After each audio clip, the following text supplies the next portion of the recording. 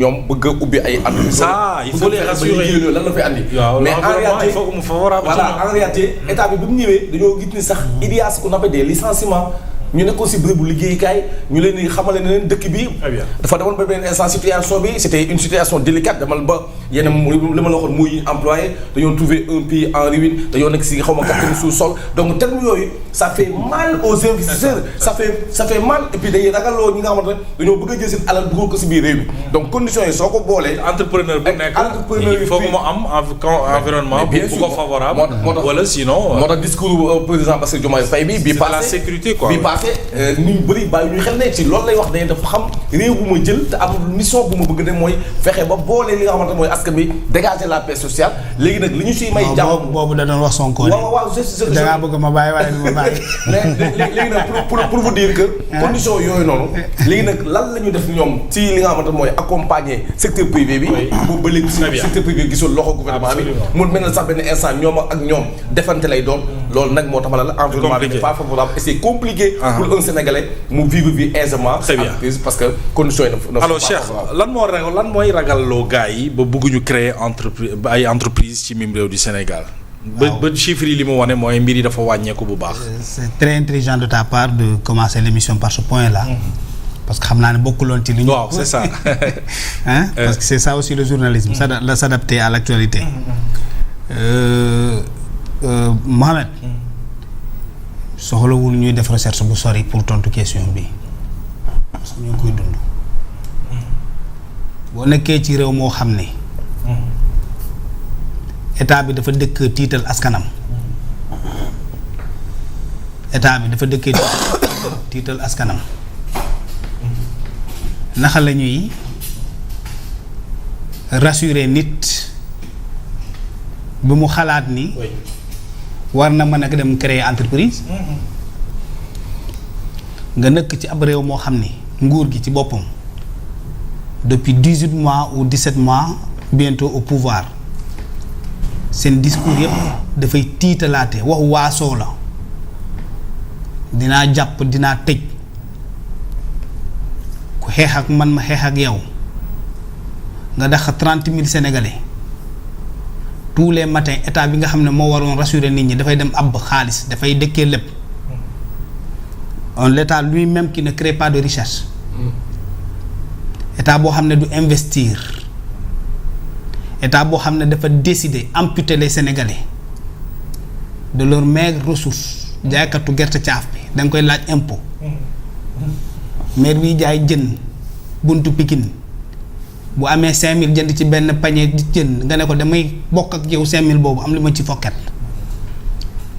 bàyyi woo kenn nga hyper fiscaliser ce pays tu ne rassures pas ton peuple nga am pétrole am gaz di ko jaay continuer di tenir discours boo xam ne c'est pas un discours qui rassure qui dit aux populations fii ak 2 ans on aura de la richesse dans ce pays là.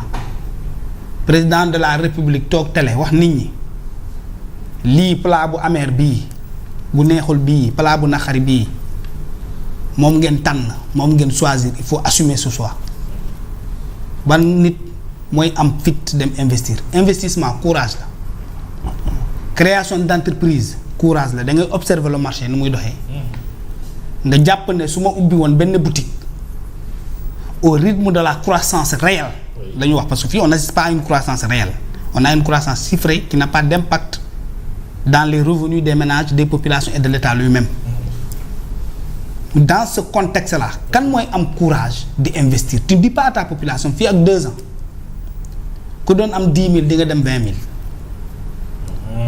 ku doon am 30 000 di nga ko doubler dem 60 000. te foofu lañ leen war a xaar. te foofu lañ leen di xaar surtout dans un pays boo xam ne dafa am pétrole am gaz di ko jaay.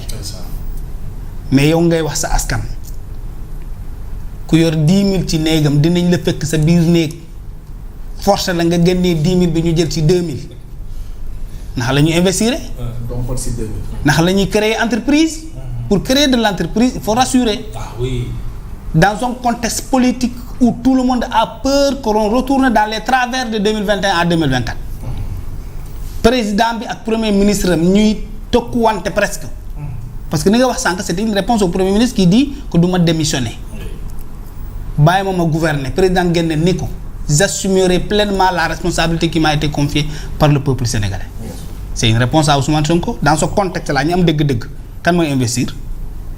bu dee yow am nga yaakaar ne fu réew mi jaar entre 2021 ba 2025 même nañ ko ci boole des entreprises attaquées des boutiques pillées du temps perdu par des grèves des gaz lacrymogènes ay marches tali yu ñu taal bloqué fépp kan mooy investir ci réew moomu ku mus ku ne da ngay taxaw xaar da ngay am patience observer déjà fu ñu jëm nii ci contexte boobu on voit des gens plus de 40 000 personnes on parle de 30 000 il y a plus de 50 000 personnes qui ont perdu le travail parce que y a pas que ñu état licencié ki amoon entreprise bi tëj ñi ñibbi ñoo duñu leen compter ci ñi nga xam ne ils ont perdu leur travail. Oui. Le tourisme ne vient plus au Sénégal les touristes ne viennent plus au Sénégal les grandes entreprises qui étaient des entreprises de prestige ñooñu ñooy suffoquer di souffrir salaire yi di tarder dans les entreprises modèles dans ce pays là ñi nga xam ne tey ñoo nekkoon la référence. Oui.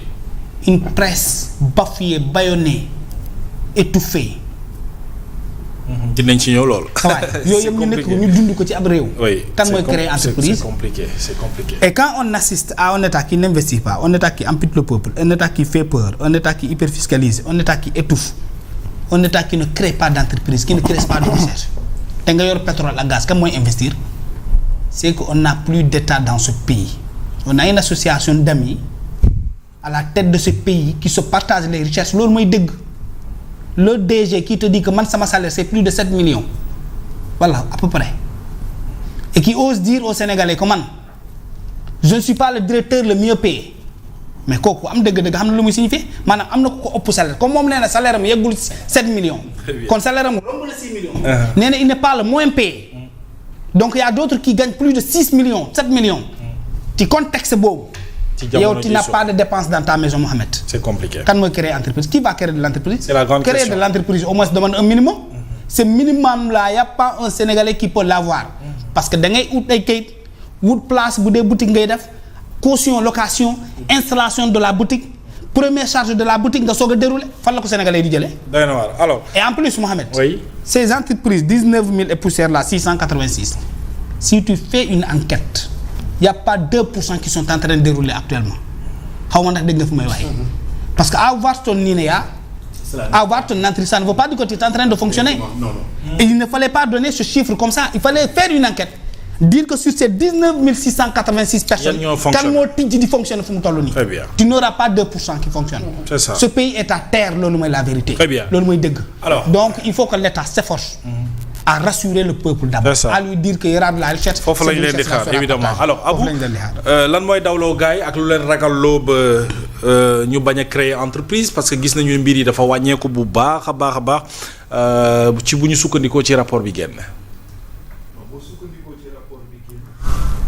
li tax gars yi di daw exemple bi doo génn kër gi président Bougane Gueye Dany waaw. entrepreneur la ñu njëkk a convoqué. ci même réew. bi ñu koy convoqué lu ñu bind ci kayit bi. chef d'entreprise. mu bokk ci patronat sénégalais. ma wax leen.